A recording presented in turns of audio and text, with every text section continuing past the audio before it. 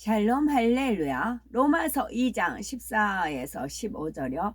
율법 없는 이방인이 본성으로 율법의 일을 행할 때에는 이 사람은 율법이 없어도 자기가 자기에게 율법이 되나니, 이런 이들은 그 양심이 증거가 되어 그 생각들이 서로 혹은 고발하며 혹은 변명하여 그 마음에 새긴 율법의 행위를 나타내느니라.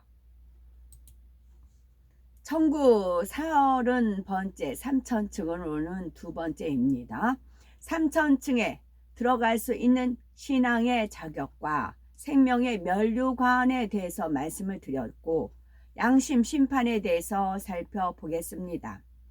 주님을 알지 못한 사람들 중에도 너무나 의로운 행동을 한 이들이 있지요. 하나님께서는 그들에게 구원의 길을 마련해 주셨는데 그것이 바로 양심 심판입니다.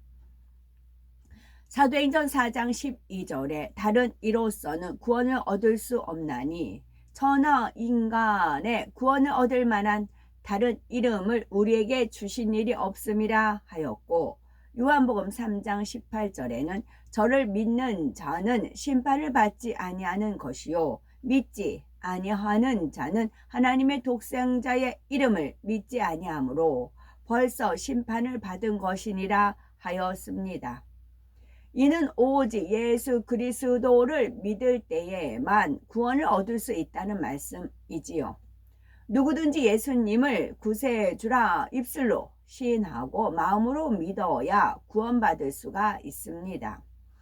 그러나 사랑의 하나님께서는 예수님이 이 땅에 구세주로 오시기 전인 구약시대의 사람들과 신약시대에도 복음을 듣지 못하고 죽은 사람들에게 구원의 기회를 주셨습니다. 이것이 바로 양심심판이지요.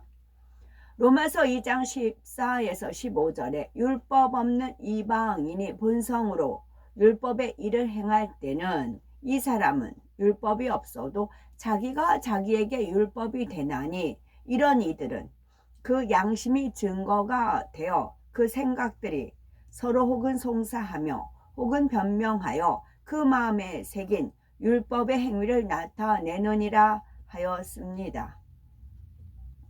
여기서 율법은 하나님께서 택한 이스라엘 백성에게 주신 것으로 구원의 기준이 되었지요. 율법의 기준에 합당한 사람은 율법 구원을 받지만 합당하지 않으면 구원받지 못하기 때문입니다. 물론 율법을 범했을 때 속죄할 수 있는 방법도 있었습니다. 그런데 이스라엘 백성이 아닌 이방인들에게는 율법이 없었지요. 하지만 율법이 없는 이방인들도 율법을 행한 것으로 인정받는 경우가 있는데, 자기 양심에 따라 선을 행한 경우이지요. 양심이란 사람들이 스스로 만들어 놓은 선과 악을 구분하는 판단 기준입니다. 사람마다 타고난 마음밭과 성장 배경이 다르기 때문에 양심도 각각 다르지요. 또 사람이 보기에는 양심이 바르다 하여도 하나님의 기준에 미치지 못하기 때문에 깨끗한 양심을 찾기도 쉽지 않습니다. 이처럼 사람의 양심은 온전치 않지만 그 안에 있는 선과 악을 통해서 나름대로 판단 기준을 가지고 이것은 선이다 판단하여 선을 쫓거나 이것은 악이다 판단하여 쫓지 않습니다. 이러한 양심은 곧 율법과 같은 역할을 하는데, 이를 이 사람은 율법이 없어도 자기가 자기에게 율법이 되나니 라고 말씀한 것이지요. 따라서 율법이 없는 시대의 사람은 양심에 따라 선을 쫓거나 악을 쫓지 않으면 율법을 지킨 것과 같습니다. 반대로 양심에서 악인 줄 알면서도 행하거나 선인 줄 알면서도 행치 않았다면 율법을 어긴 것과 같습니다. 이처럼 율법이 없는 시대의 사람은 양심이 증거가 되었지요. 이는 예수님께서 부활승천하신 이후에 복음을 듣지 못한 사람들에게도 마찬가지로 적용이 됩니다. 마음이 선한 사람들은 질서 있게 창조된 천지 만물을 보아도 신의 존재를 믿습니다. 로마서 1장 20절에 창세로부터 그의 보이지 아니하는 것들 곧 그의 영원하신 능력과 신성이 그 만드신 만물에 분명히 보여 알게 되나니 하였고, 전도서 3장 11절에는 하나님께서 사람에게 영원을 사모하는 마음을 주셨느니라 하였습니다. 마음이 선한 사람들은 본성적으로 신을 찾으며 막연하게 남아 사후의 세계가 있음을 믿습니다. 하늘을 두려워하여 선하고 의롭게 살려고 힘쓰며 어느 정도는 진리인 하나님의 뜻을 쫓아서 살아가는 것이지요. 만약 이들이 복음을 들었다면 당연히 주님을 영접하고 구원을 받아 천국에 들어갈 수 있습니다. 그래서 하나님께서는 이들을 일단 구원에 이르게 해 주십니다. 이 땅의 삶을 마치면 윗음부로 들여서 머물게 하면서 구원의 도를 듣고 예수 그리스도를 영접하게 하는 것이지요. 베드로전서 3장 19절에 저가 또한 영으로 옥에 있는 영들에게 전파하느니라 한 대로 예수님께서는 십자가에서 죽임 당한 후 윗음부로 가셨습니다. 그래서 구약 시대의 율법으로 구원받은 영혼들과 양심, 심판에 의해서 구원받은 영혼들은 모두 윗음부에서 예수님을 구세주로 영접할 수가 있었습니다. 신약시대의 양심 심판으로 구원받은 영혼들도 윗음부에서 3일간 머무는 동안 복음을 듣고 예수 그리스도를 영접하게 됩니다. 그 후에는 대심판 때까지 낙원의 가장자리에 마련된 대기 장소에 대기하지요. 오직 예수 그리스도만이 유일한 구원의 길이 되시기 때문에 양심 심판으로 구원받은 영혼들도 이 과정을 거쳐야 하는 것입니다.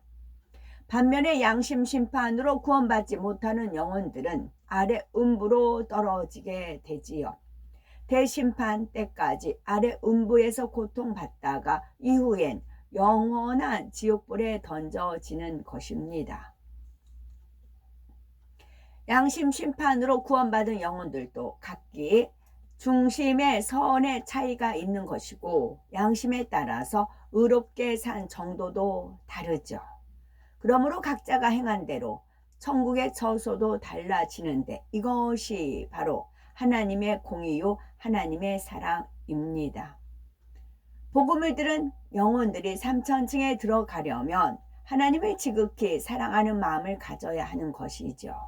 하나님을 지극히 사랑한다는 증거는 육을 온전히 벗고 성결되는 것입니다. 하나님께서 악을 미워하신다 하셨잖아요.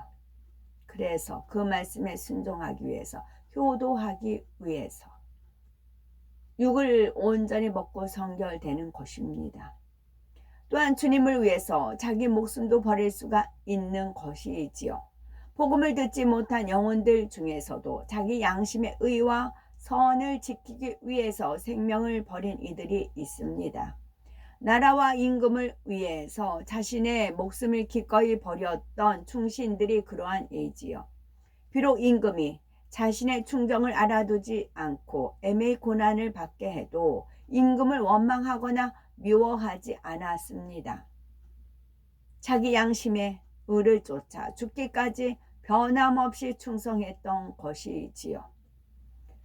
우리나라 이순신 장군은 예수 그리스도를 몰랐지만 참으로 진리에 합당했던 것을 볼 수가 있지요. 나라와 임금을 위해서 또한 백성을 위해서 생명을 다해 충성하였으며 자신의 명예나 권세, 부를 취하고자 하지 아니하였습니다. 또한 억울한 누명을 써도 누구를 원망하거나 원수를 갚고자 하지 않았지요. 자신을 귀양 보냈던 임금에게 감사의 예를 다하였으며 그러한 임금과 나라를 위해서 싸움터에 나가 생명이 다하기까지 싸웠습니다.